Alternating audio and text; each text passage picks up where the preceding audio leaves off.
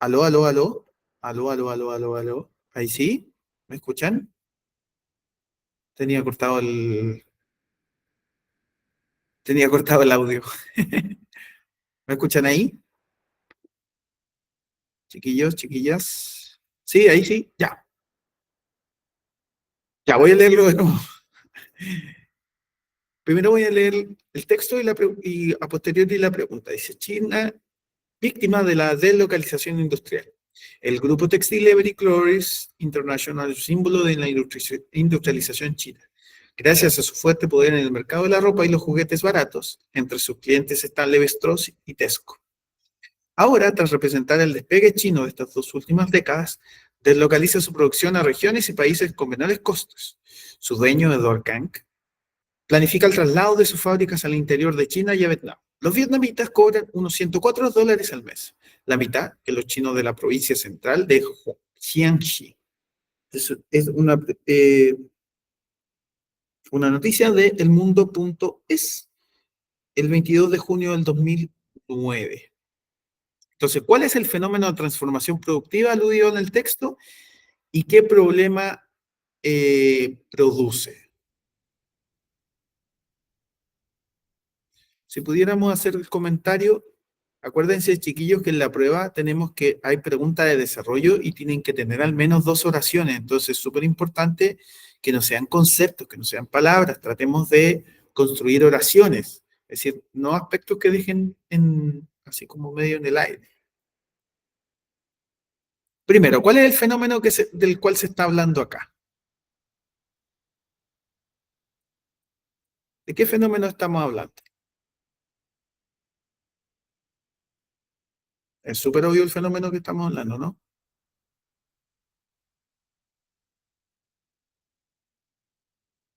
¿Cuál es el fenómeno que está explicitado?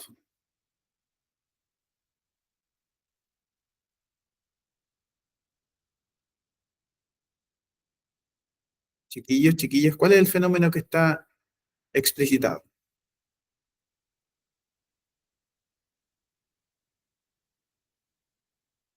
El de la deslocalización. Perfecto. Tenemos entonces el fenómeno de la deslocalización. Si ya sabemos que tenemos el fenómeno de la deslocalización, ¿qué produce la deslocalización? ¿Cuál es el problema de la deslocalización?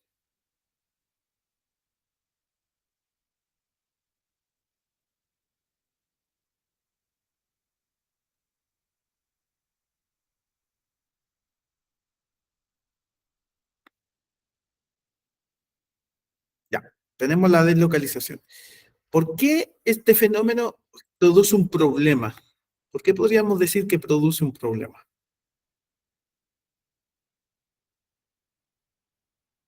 ¿Qué decimos que produce un problema?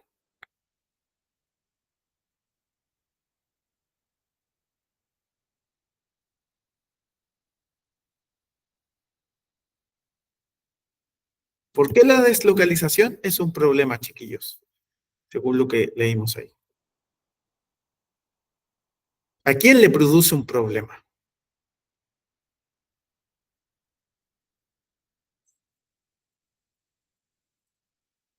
¿El problema es la disminución de empleos? Ya, le produce un problema a la gente. Tiene que ver con empleos. Pero el problema será que hay menos empleo.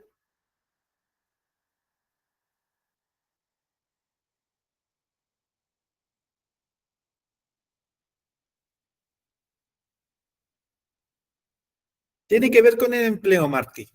Tiene que ver con el empleo. Pero ¿con qué tendrá que ver con el empleo cuando yo deslocalizo? ¿Por qué este señor Kang quiere producir en Vietnam? El salario. Entonces, ¿qué tiene que ver? ¿Qué es lo que ocurre? ¿Cuál es el problema con la deslocalización?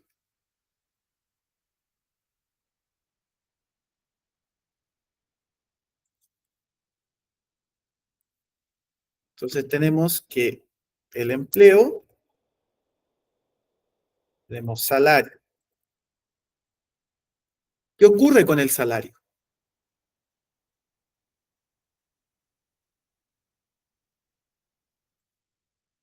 ¿Qué ocurre con el salario, chiquillo? Disminuye el salario. ¿Por qué disminuye el salario?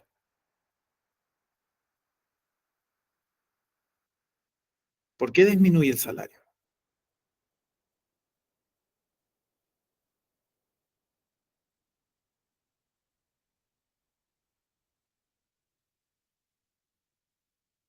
Porque hay más mano de obra, por falta de trabajo.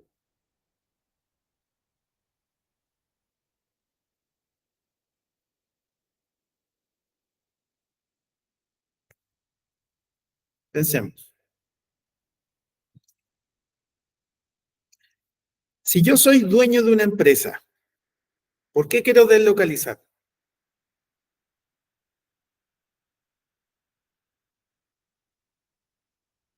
¿Por qué quiero deslocalizar un producto que estoy produciendo?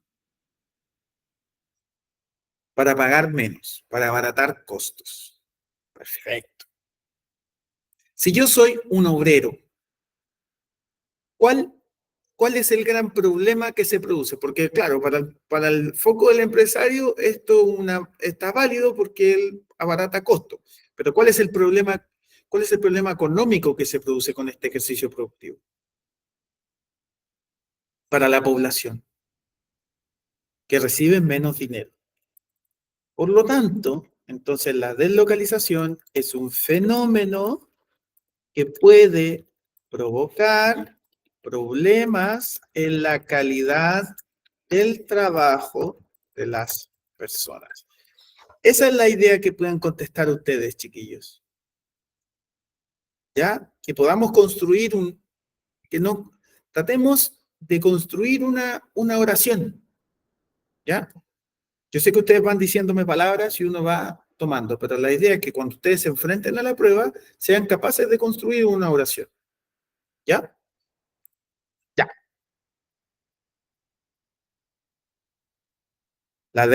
Aquí es más complejo. La deslocalización es una nueva estrategia bajo la lógica del neoliberalismo que realizan las empresas para abaratar costos y aumentar sus utilidades. En contexto de globalización y libre mercado, las empresas provocan en los países deslocalizados el agravamiento de la mano de obra, es decir, lo que ustedes decían, chiquillas, abaratar costos. Y desregularizan la legislación laboral. Ese es el otro punto que nos faltó, porque estos países no están dispuestos a regular el empleo, porque si no, estas empresas no invierten en el lugar.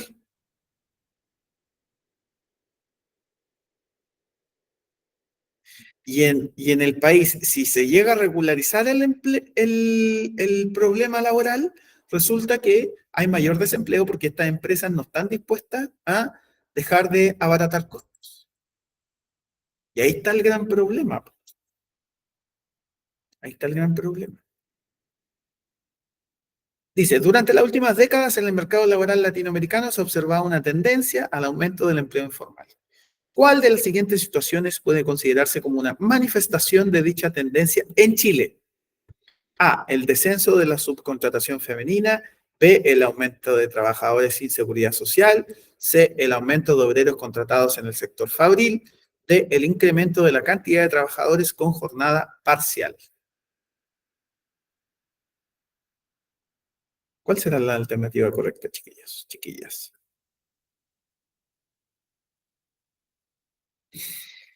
La Cata dice la D.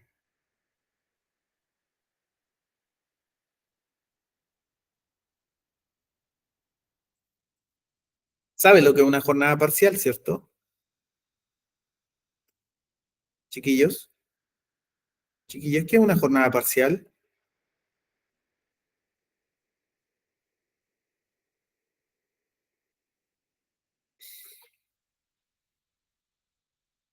Una jornada parcial es una jornada completa.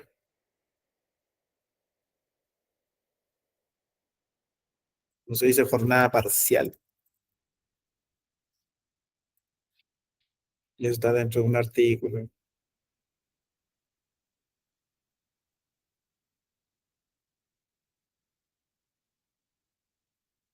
La Ah, bien, la Catacachó. El gran problema del día de hoy, ¿se acuerdan que la semana pasada vimos la legislación laboral? Un poquito. Es que no existe la contratación de jornadas parciales. Lo que se tiende es a la subcontratación. Y la subcontratación es un problema porque a pesar de que todo lo contrario, el descenso de contratación, de la subcontratación y de la contratación femenina siempre va disminuyendo, ¿ya? O siempre está en desmedro del hombre, ¿ya? Si es que aumenta. Eh, el aumento de trabajadores sin seguridad social.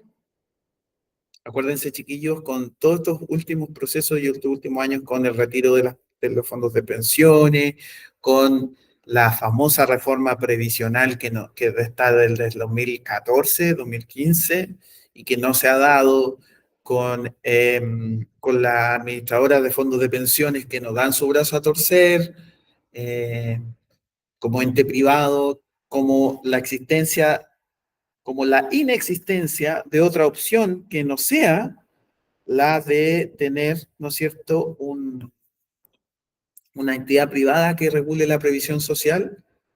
Eh, entonces, todo eso genera un gran problema. Todo eso está generando grandes problemas. ¿Ya? Dice, en los últimos años ha aumentado la participación de la mujer en el mercado laboral en Chile. ¿Cuáles de los principales factores explican este fenómeno? A, la implementación de políticas públicas de apoyo a la mujer que es madre y tiene un trabajo remunerado. B, una legislación laboral que iguala los sueldos que reciben hombres y mujeres por igual función. C, la superioridad numérica de las mujeres en cargos gerenciales. D, una disminución de la población masculina en edad de trabajar debido al envejecimiento demográfico. Esta está difícil, está fácil, según yo.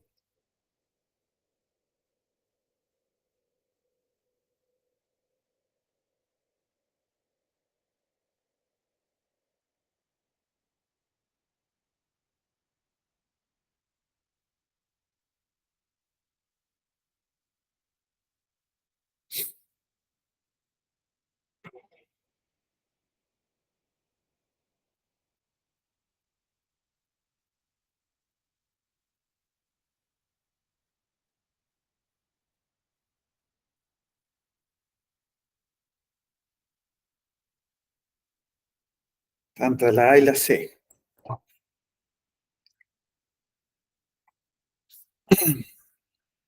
Hay una serie de políticas de implementación, eh, porque la condicionante de maternidad, lamentablemente en Chile, es una condicionante también en el mundo laboral para las mujeres. Entonces, las políticas públicas han tenido este sentido de maternidad y que se les permita, ¿cierto?, desde distintas aristas, mejorar esas condiciones. No sé si ustedes recuerdan, por ejemplo, en pandemia, cuando se extendió este fuero maternal, eh, y los cambios, o sea, hace muy poco el fuero maternal es un elemento importante en la legislación chilena, ¿eh? No es hace tanto, no hace tanto. Yo les decía la semana pasada que el fuero maternal en ningún caso eh, es relevante. Y uno también la podía descartar, la otra, porque, por ejemplo, no hay superioridad de mujeres en gerencias, en puestos gerenciales. Eh, y hay una disminución, si bien es cierto, es una disminución de la población masculina en desmedro de la mujer, no es una condicionante para que haya mejorado las condiciones del mercado laboral en Chile para la mujer. Porque a pesar de eso, muchos hombres siguen ocupando más puestos que las mujeres, ¿ya?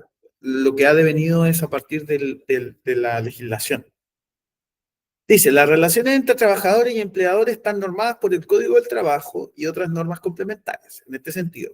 ¿Sobre cuál o cuáles de los siguientes aspectos tienen competencia en la legislación laboral en Chile? A, la legitimidad de los contratos de trabajo. B, la eficacia de los procedimientos de los tribunales de justicia. C, las prácticas antisindicalistas en contra de los trabajadores. de la fijación del sueldo mínimo. Entonces, ¿sobre cuál tiene la competencia la legislación laboral? Eso también lo vimos en la clase anterior.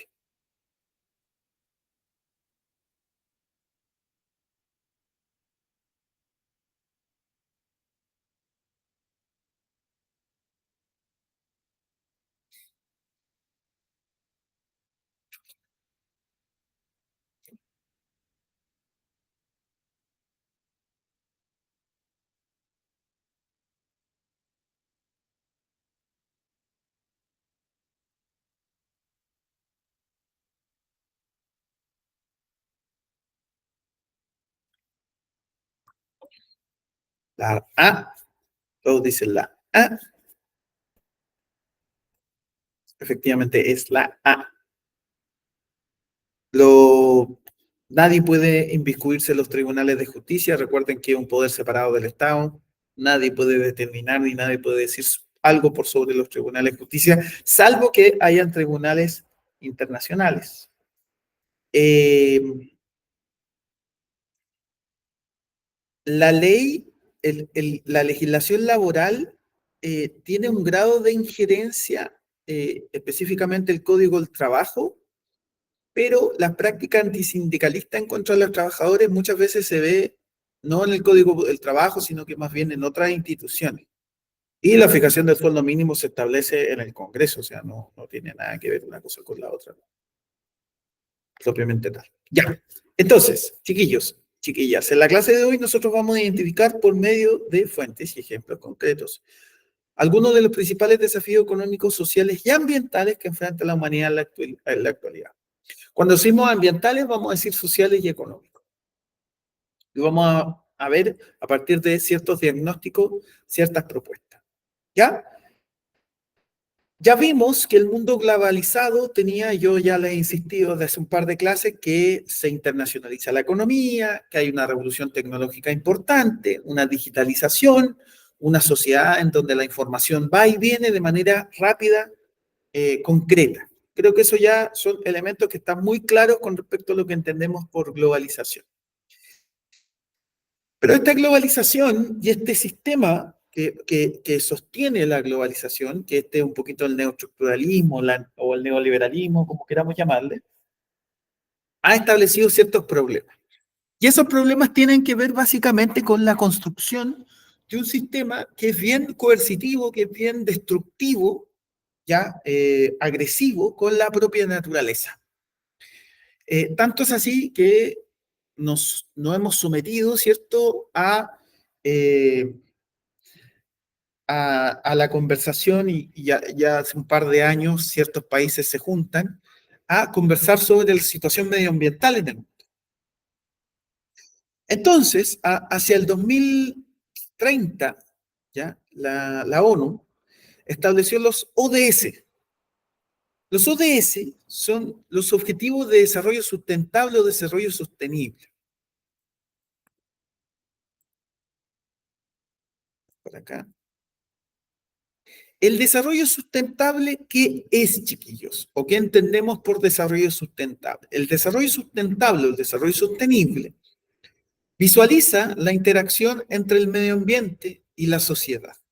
¿Ya? Establece un ejercicio equitativo.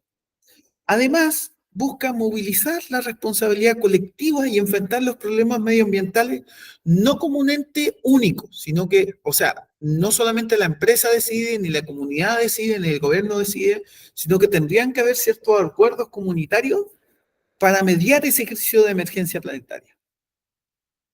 Hay responsabilidad directa o indirecta de las acciones humanas en el deterioro medioambiental, y el desarrollo sostenible promueve que la generación presente puede satisfacer sus necesidades sin sacrificar la capacidad de lo que hagan las generaciones futuras. O sea, la idea del desarrollo sustentable es que se siga, se siga explotando la naturaleza, uno puede estar de acuerdo o no con eso, pero que se haga de manera sostenible para no comprometer los recursos de las generaciones futuras. Eh,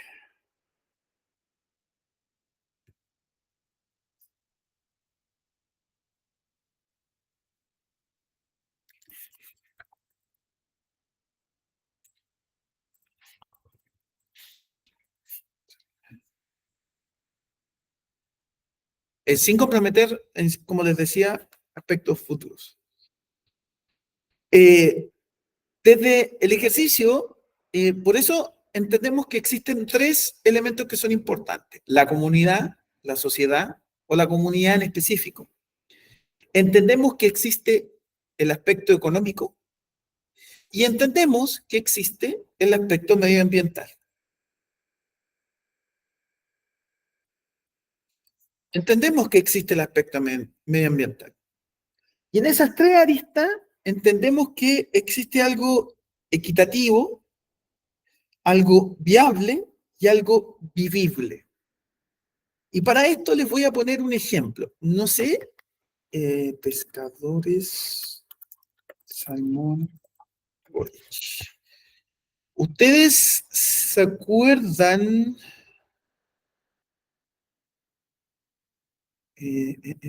Protestas.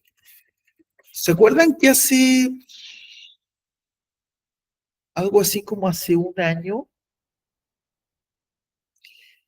algunos trabajadores, ay, me carga que salga tanta información en los diarios, tanto anuncio, corto, ya. No sé si vieron esto, pero hay muchos personas que se dedican a la salmonicultura que reclamaron contra las medidas que había llevado el gobierno de Boric,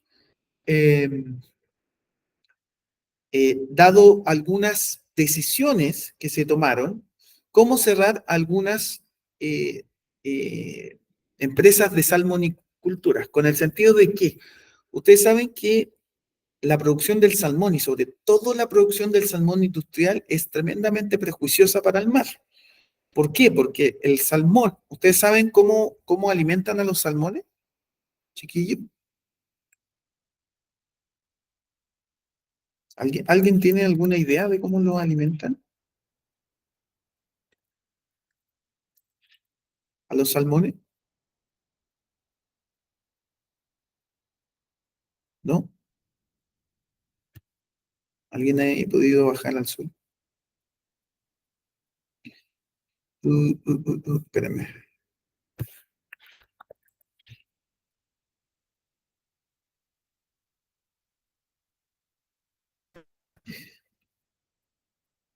No sé si esté acá.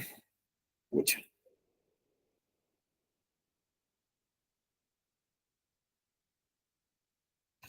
Miren, se parece a esto, no, pero no es un lugar, algo que les quería mostrar.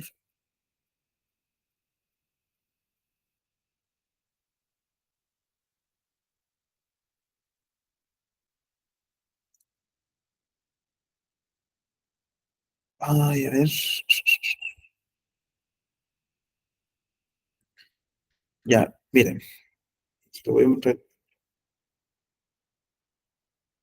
Están viendo mi pantalla, ¿no? Chiquillo. Sí, sí, ya. Miren, se parecen, no sé si son estas, pero ahí tienen a los salmones y arriba les ponen una especie de luz solar para que los salmones sientan que no ha terminado el día y los salmones coman y coman. ¿Para qué? Para que los salmones crezcan. Es como a las gallinas que le dan más como maíz eh, para la producción de pollos, o sea, la producción sí, la producción de pollo, ¿sí? Entonces, las industrias salmoneras hacen que coman y coman y coman y coman y coman y coman todo el día, ¿ya? Y eso lo que produce en el fondo es, bueno, obviamente pescados más grandes y produce que la secreción, es decir, el excremento, ya, de los salmones sean con mayor cantidad durante el día. Y la, el mar aguanta cierta cantidad de, no me acuerdo cuál era el compuesto, pero el exceso de excremento del salmón, no, la culpa no es del salmón, eso es lo que quiero decir, sino que el exceso como estas salmoneras producen y producen y producen para exportar y para producir, para exportar interna y externamente, contaminan el mar, básicamente, en la zona magallánica, hacia Chiloé, donde encontramos las principales salmoneras.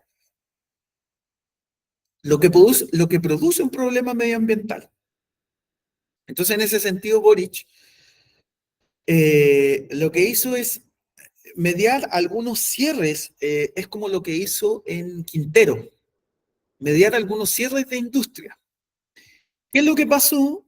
Que los mismos obreros, la misma gente reclamaba, ¿cierto? Reclamaba por esta situación porque lamentablemente son ellos los que se ven más perjudicados por esta situación porque no tienen, pierden su principal fuente de trabajo, ¿ya? ¿Para qué les quiero explicar esto, chiquillos, con un ejemplo? Es que yo no puedo tomar una determinación y decir, bueno, tenemos que cuidar el medio ambiente, por lo tanto vamos a cerrar la salmonera o vamos a cerrar tal industria o vamos a cerrar tal empresa, sin darle la viabilidad económica y sin darle la condición para que la comunidad subsista. Porque claro, uno desde Santiago puede decir, muy bien que cierre las salmoneras del sur, muy bien que cierre la salmonera, o muy bien que cierren las empresas contaminantes en Quintero, porque están contaminando el agua incluso de las personas o de los niños que van al colegio. Hay días que los niños no van al colegio, qué sé yo. Pero si yo cierro esa industria, tengo que preocuparme por la misma gente de la comunidad que trabaja en el lugar. Por lo tanto, tiene que ser viable económicamente. ¿Se entiende lo que estoy diciendo, chiquillos, chiquillas? ¿Se entiende el punto de la sustentabilidad? Entonces, por eso hablamos de que tiene que ser viable entre el medio ambiente y lo económico, equitativo entre lo social y lo económico y vivible entre lo social y lo medioambiental. Porque tampoco yo puedo dejar a las empresas que hagan a diestra y siniestra y en el fondo destruyan la misma zona. Ni puedo dejarle a la comunidad de decir, no, destruyamos todo porque vamos a perder nuestros puestos de trabajo. Tampoco puedo hacer eso. Entonces, es difícil tratar de mediar ciertas dinámicas de equilibrio en el medio ambiente. ¿Sí? ¿Se entiende, chiquillos, chiquillas, esta idea de la sustentabilidad y lo difícil que es llevarla a cabo? ¿Tienen preguntas, dudas, consultas, algo que no hayan entendido con el ejemplo?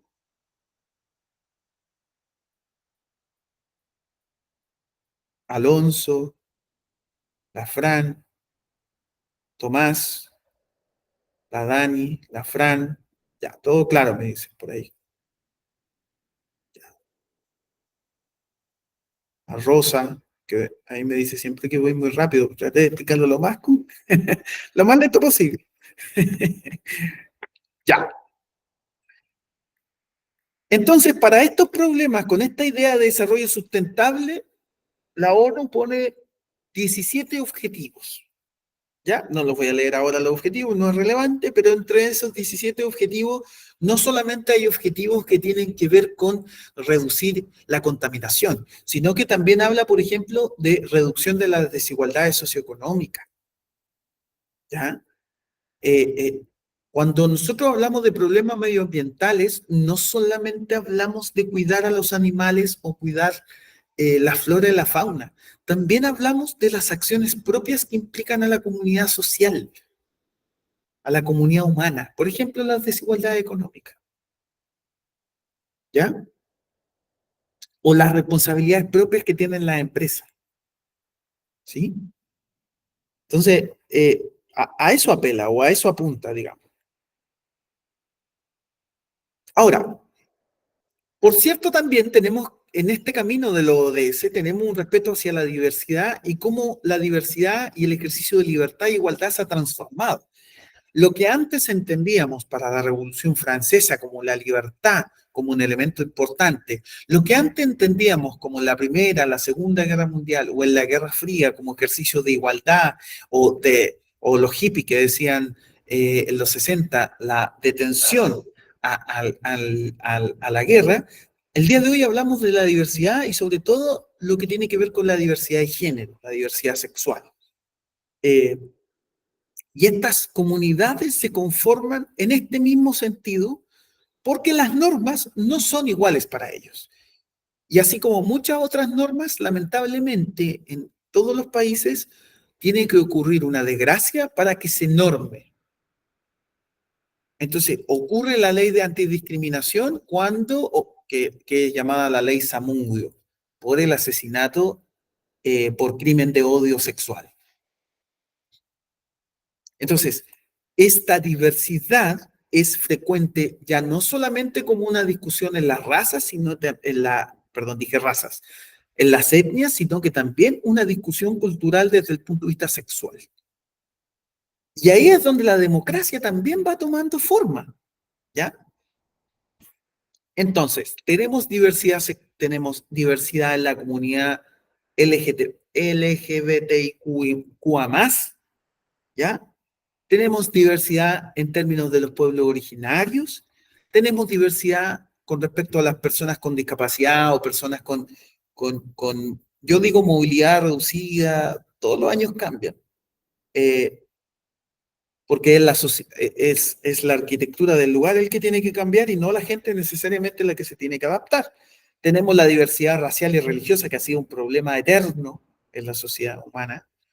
Tenemos la diversidad lingüística, ¿cierto? Cómo encontrarnos a partir de la diversidad lingüística.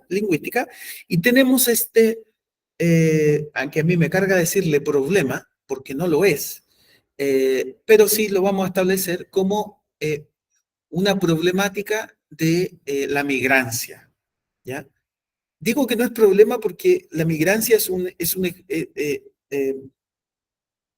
bueno, también es cierto que no porque ha existido toda la vida deja de ser problema, pero la migrancia es algo que ha existido y ha vivido con la humanidad desde que existe. La humanidad existe en todo el mundo porque hubo migrancia, si no, no hay migrancia. Lo que pasa es que hoy día la migrancia es entendida desde otro lugar, en un contexto donde hay estados nacionales y los estados nacionales miden esos elementos. Pero todos los migrantes, ¿no es cierto?, están cuestionados, parece, en el mundo, están en un estado de cuestionamiento constante. Y aquí tenemos un poquito del aumento del flujo migratorio gracias a los procesos de globalización y de deslocalización. La migración no es solamente un ejercicio. A ver, la migración no se da solamente porque a una persona se le ocurre migrar porque quiere buscar mejores oportunidades laborales, sino que también el propio sistema ha instado a generar migraciones. Las migraciones no se dan de manera no solamente no forzada, sino que también se dan forzada. Y no solamente porque ocurre en guerras, y no solamente porque ocurre en dictaduras, y no solamente porque ocurren discriminaciones abiertas en las zonas donde se vive, sino que también por las condiciones socioeconómicas o también por las condiciones de desigualdad que proponen los modelos, el modelo socioeconómico en el mundo. Y en esa multiculturalidad también tenemos ejercicios xenofóbicos, ¿ya? La xenofobia, ¿cierto? Como este rechazo al extranjero, también se ha transformado yo diría que la xenofobia está sumada también a la aporofobia, ¿ya? La aporofobia es el problema no solamente con el migrante, sino que con el migrante pobre. El problema no es el migrante, el problema es el migrante pobre, ¿ya? Me parece ser que ese fuese el problema, no solamente la migrancia, ¿ya? Sino que el migrante pobre. Y el migrante pobre está lleno de prejuicios a su alrededor. Nosotros difícilmente podríamos creer que un migrante blanco europeo es un asesino, es un ladrón, Eso se lo asociamos a otros tipos de migrantes. Estoy hablando a nivel general, ¿eh? Estoy hablando a nivel específico. ¿Por qué? Porque están asociados a mano de obra, porque es la competencia laboral, ¿ya? Porque es la competencia laboral. O sea, uno también lo entiende, eh, porque en este abaratar costos, en este proceso de deslocalización, Claro que, por supuesto, la competencia laboral genera problemas para uno. Me viene a quitar mi puesto de trabajo, ¿cierto? El rejuvenecimiento de la población, que también es un problema, chiquillos, que nosotros nos estamos enfrentando. La sociedad latinoamericana de a poco se enfrentan a eso. La sociedad europea ya lo vienen enfrentando hace unos 50 años. ¿Se acuerdan que yo les decía la población activamente económica y la población activa, pasiva económicamente? Bueno, los europeos se están enfrentando a una población, a una gran población activa, pasiva económicamente. Por eso, en cierto tiempo ellos promovieron la migración por la misma condición de que no había mucha gente en condiciones de trabajar. Eran sociedades muy envejecidas, ¿ya? Y, por supuesto, lo que siempre ocurre, la sobrepoblación, el hacinamiento. Es decir, por ejemplo, todos estos operativos que salen en los matinales, cubriendo, ¿cierto? Muy populistamente, muy pomposamente por estos periodistas. Yo voy a hablar por mí, no voy a hablar por nadie más, pero yo no soporto los matinales. O aborrezco, es peor que el peor presidente populista de Chile, de Chile, es decir, del mundo. Es peor que el peor presidente populista de cualquier parte del mundo. Terrible, me parece, los matinales, de un populismo, eh, yo diría que hasta caricaturesco, porque no apelan al fondo del problema, ¿ya? ¿Por qué los CITES están completos y están rellenos? ¿Ya? Este es un problema que ocurría en la revolución industrial, con los problemas de migrancia de campo y ciudad. No digo que por eso sea No digo que por eso no sea un problema. Y no digo, no desconozco que la gente que vive alrededor de esas personas lo pase mal. Lo que estoy diciendo es que no se entienda ni no se amplíe el problema. No, el problema es los migrantes, el problema es que son los malos de la película y hay que echarlos a todos porque todos son malos. Esas generalizaciones a mí me revientan un poco y el populismo que refiere a los matinales, que es bien eh, caricaturesco para mí. Eh, Dicho eso, viene lo que nosotros entendemos como pobreza. La pobreza, entendido de los ejercicios de desigualdad en el mundo, se dan con estos bolsones de pobreza. Entonces, tenemos zonas tremendamente empobrecidas y tenemos zonas tremendamente ricas como nunca antes en la historia del mundo. Como nunca antes en la historia del mundo. Cuando hablamos de bolsones de pobreza, hablamos en zonas de, por ejemplo, en la medianía de África, por ejemplo, en zonas de Asia, del sudeste asiático, ¿ya? Grandes bolsones de pobreza. Hablamos de extrema pobreza. Y ojo, que nosotros decimos, por ejemplo, que Chile, esta pobreza no existe, que esta pobreza no existe, pero si nosotros nos damos una vuelta a periferias en varias comunas, nosotros nos vamos a encontrar con este tipo de pobreza. Recuerden que muchos de los campamentos no se han erradicado y que la gente sigue buscando. El problema de la vivienda es un problema para Chile. Menos cuando el Estado no se hace cargo de la vivienda. No está establecido constitucionalmente tampoco el derecho a la vivienda. Entonces, a mí me llama poderosamente la atención que dice la gente que dice que este tipo de pobreza no existe en Chile. No, no sé. Lo pongo en duda al menos. Lo pongo en duda. No sé qué creen ustedes. ¿Qué creen ustedes?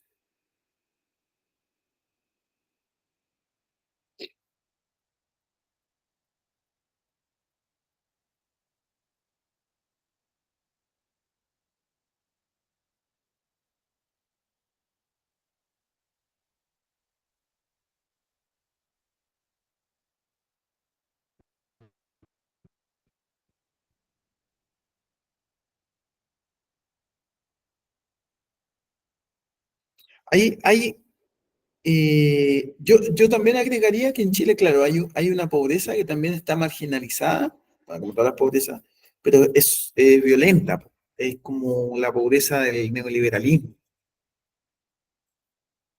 Creo que se la había nombrado la semana pasada, pero ¿se acuerdan cuando hablábamos de los flaites? Y que eran como estos gallos que eran como, no sé si se los nombré, pero el flaite, la palabra flaite, hay muchos sociólogos que hablan de los flaites, por lo demás.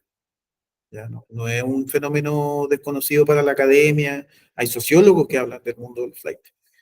El flight es pobre, ¿cierto? Pero un pobre desclasado, que niega de su condición de pobreza. Y por eso se viste, ellos ocupan esta idea de tapizarse, ¿cierto? Que es muy, muy interesante ese concepto, tapizarse. Tapizar es como tapar algo, ¿cierto? Las paredes se tapizan, ¿no? Porque se tapan con algo. Ellos tapan su pobreza a través de tratar de aspirar, porque sienten que al ocupar una marca determinada que tiene un alto costo, eso los va a llevar a otra condición de clase. Y eso no es culpa, no vamos a hablar de culpa, sino que vamos a entender y comprender. Y eso lo media el sistema, porque si el sistema te dice consume, tiene que ser de una forma, de vestirte de una manera para pertenecer a cierto grupo de la sociedad, los ciúticos han estado toda la vida, ¿ya?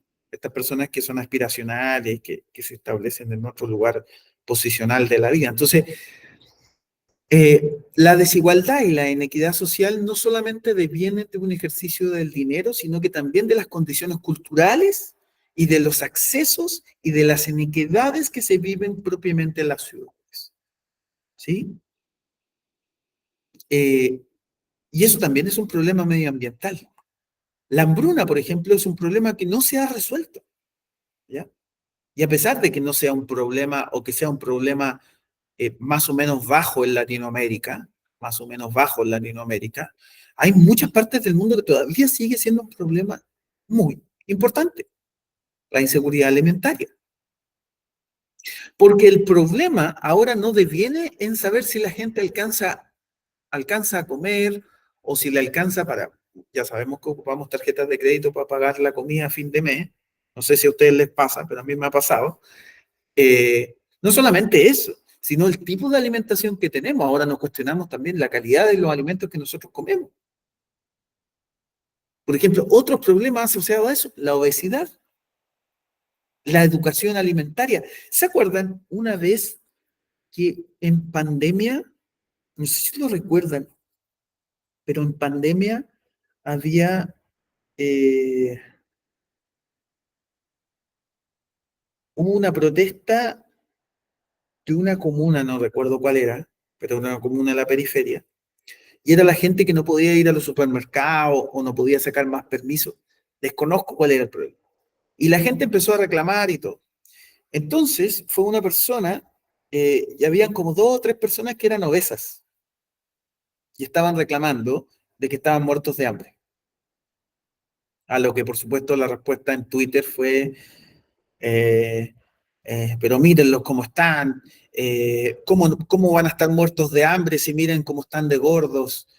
Por supuesto, las respuestas de Twitter, las respuestas imbéciles de ese guerra de escupitajo llamado Twitter, que ya no se llama Twitter, se llama X. Eh, pero ahí está el problema de la alimentación, también. O sea, vivimos con un problema mundial en la inseguridad alimentaria y pasamos también a un problema que tiene que ver con cómo llegamos a fin de mes para cubrir esos alimentos y qué tipo y qué calidad de alimentos son los que estamos comiendo. ¿Ya? Eh, Importante, ¿no? Aquí les mostraba un mapa de la desigualdad.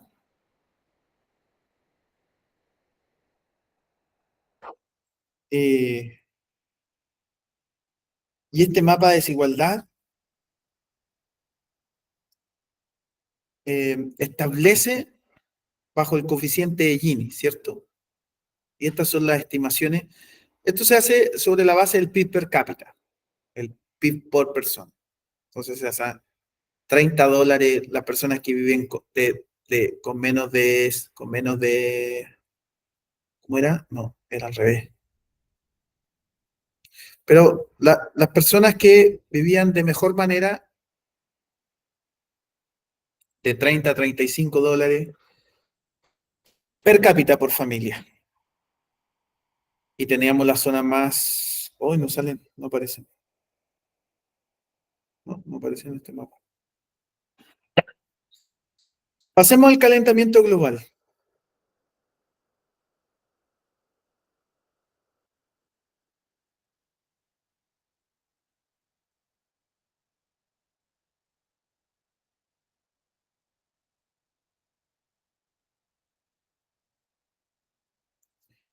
Eh, Diferencias conceptuales. Ya. Antes hablábamos de cambio climático o decíamos que existía algo que se llama cambio climático. El cambio climático o los cambios climáticos devienen o se establecen en relación a ciclos que ocurren de forma natural. ¿Ya? Por eso se cambió el concepto y hablamos de cierto grado del calentamiento global. Y estos dos conceptos se complementan porque el cambio climático en la historia de la Tierra siempre ha existido. ¿Ya?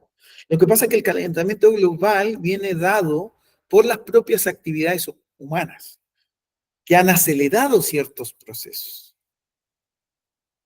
Y entre las causas humanas, bueno, obviamente está el aumento de la población, la explotación de los recursos naturales, los cambios en el uso de suelo, sobre todo para el uso agrícola, y la emisión de gases de efecto invernadero, que es un poco el efecto natural de invierno natural, es que la radiación solar queda en la atmósfera y se va. Pero cuando estos gases invernaderos destruyen la capa de ozono, la radiación llega con mayor impacto y el CO2 ya se mantiene y eso provoca que menos calor se escape hacia la atmósfera. ¿Ya? Lo que quiero decir que el calor no deviene netamente del sol, sino que está contenido en el suelo. Nosotros cuando sentimos o tenemos esa sensación, lo que se habla de la sensación térmica del calor, ¿ya? Lo hablamos a partir de lo que ocurre en el suelo, ¿ya? El calor contenido en el suelo. Entonces, este aumento de los gases de efecto invernadero aumenta la temperatura del planeta, los cascos polares se terminan derritiendo, eso hace que las regresiones del mar aumenten. Ustedes han visto las regresiones del mar aquí, por ejemplo, conocen la playa Cartagena, ¿cierto? Chiquillos. No, Cartagena de Indias, yo sé que hay algunos que tienen privilegios. ¿Conocen Cartagena? ¿Les suena en el litoral central? ¿Sí? Cartagena, no sé, pues no han ido al Quisco, Algarrobo. ¿Algarrobo han ido? ¿Les suena Algarrobo? Algarrobo sí les debe sonar, po. ¿No les suena Algarrobo tampoco? Miren, da lo mismo, les voy a mostrar eh,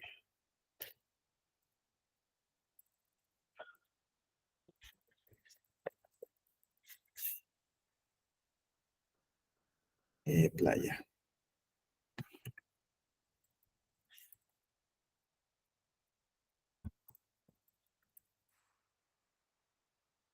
En,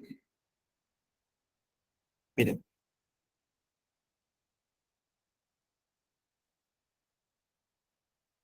ya, en Chile hay una parte del litoral central que se llama Cartagena y es bien conocida porque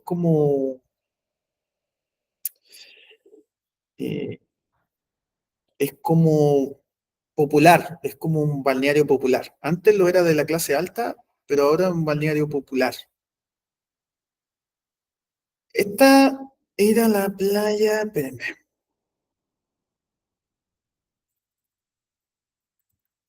habían dos playas que se separan como por una especie de lugar. Se llama la playa grande y la playa chica. ¿Ya? La playa grande, ya, la playa grande de Cartagena es esta. Estamos hablando de unos 10, 15 años atrás. Y existía línea de playa. De hecho, si no me equivoco acá. Esta imagen, ¿la alcanzan a ver, chiquillos?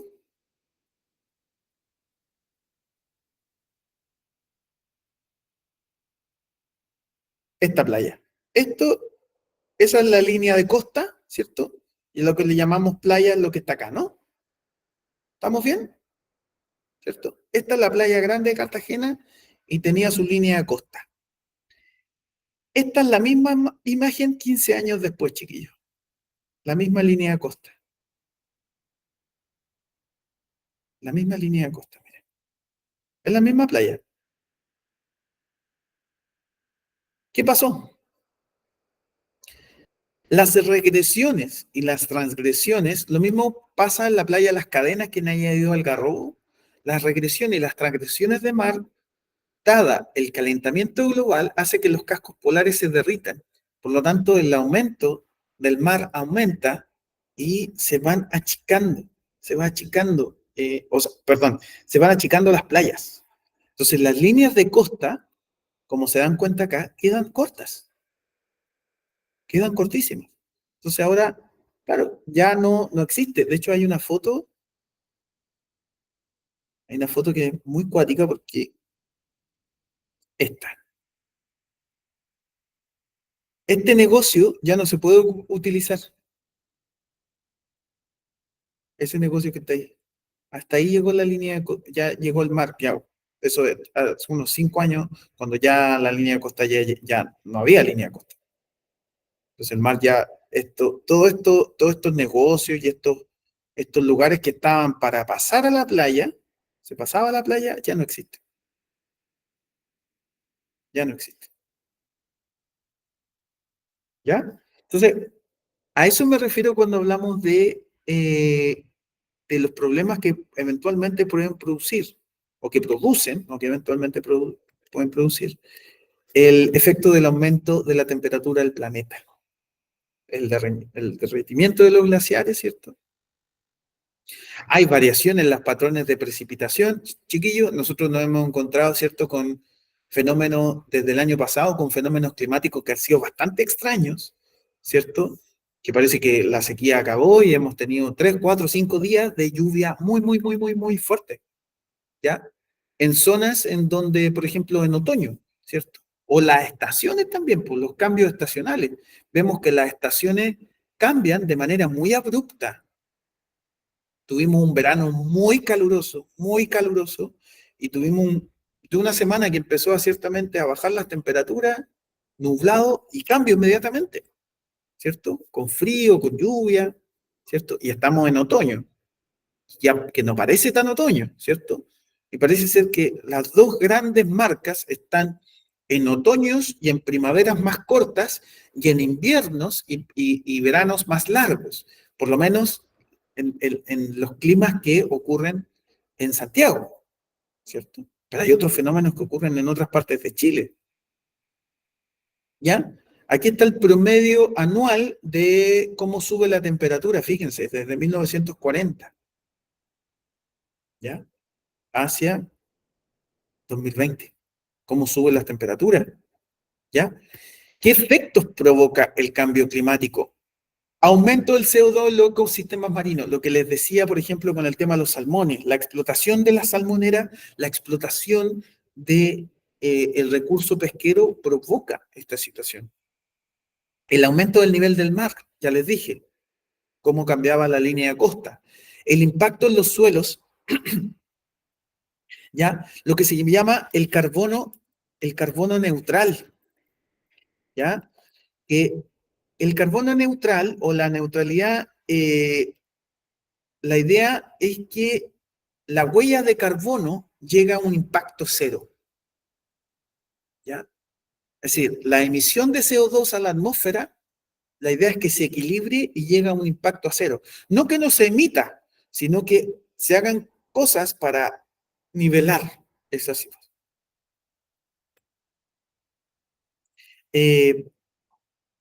La desertificación. ¿Saben lo que es la desertificación, chiquillos?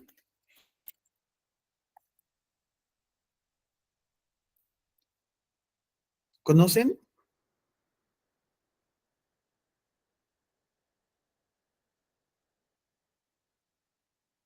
¿No?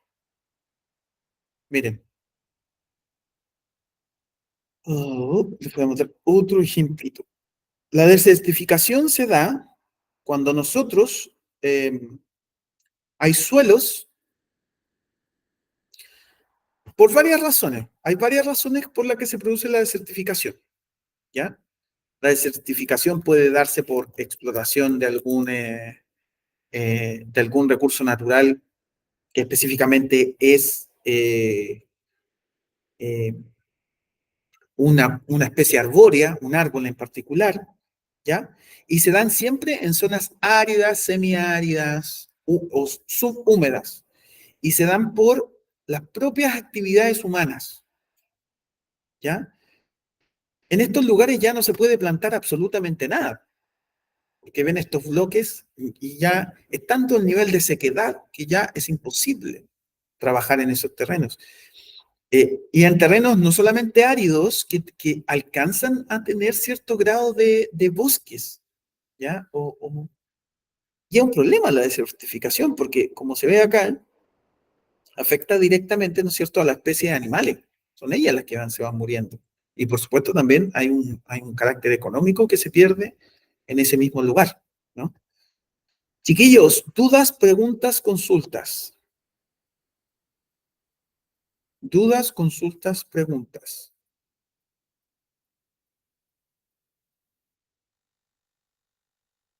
Sí, el suelo termina siendo muy seco, pero no es seco de la nada. Se va secando por distintas razones.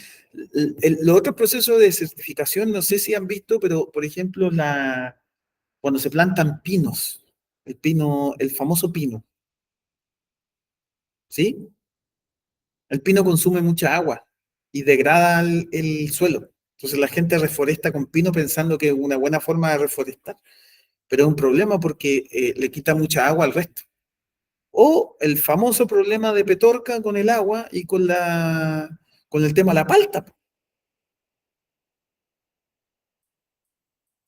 que la gente es una cosa de loco. Hay agua para la producción de palta y la gente toma agua de los camiones cisterna. Es una locura, no tiene sentido para mí, por lo menos para mí.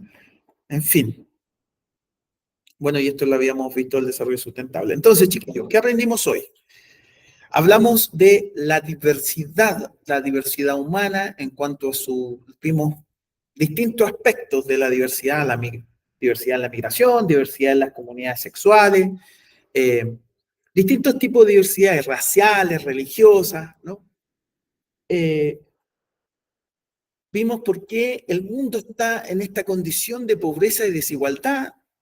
Dimos una vuelta también en lo que significaba la pobreza y la desigualdad y hablamos un poquito del desarrollo sustentable y qué entendemos por calentamiento global y qué efectos tiene en la Tierra.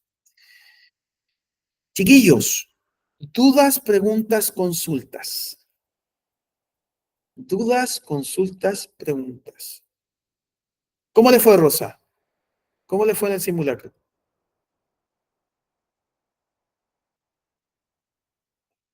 ¿Le entregaron los resultados? Ya. Chiquillos, yo imagino, porque eso ya tienen que preguntarlo ahí directamente a Nicolás, que van a empezar los simulacros, ¿ya? Y van a haber algunas clases de reforzamiento, ¿ya? Muy importante que asistan a esas clases de reforzamiento. Yo voy a tratar de buscarme un espacio en la tardecita para hacer estas clases de reforzamiento, ¿ya? No solamente para reforzar contenido, sino que para saber cómo debemos contestar las pruebas. Es súper importante que hagan estos simulacros, chiquillos, que puedan participar de estos simulacros, ¿ya? Yo voy a tratar de hacerme un tiempito, se los prometo, porque y no los vamos yo al menos me comprometo a no dejarlos solo en ese camino, en este camino final, ya que nos quedan 2 o 3 semanitas para que puedan dar. Así que con toda la fe les va a ir bien, chiquillos. no les va a ir mal, va a ir bien, con fe, con ganas, porque les gusta esto, ¿ya? Sin más que decir, porque yo me quiero ir a mi casita, porque tengo que seguir trabajando en otras cosillas, les agradezco su tiempo, su escucha, sus preguntas y que estén muy bien. Ya queda nada para que termine la semana. Hoy día fue un lunes con Yapa, ¿ya? Que estén muy bien, que les vaya muy, muy, muy bien y que tengan un excelente término de semana. Chao, chao. Que estén bien.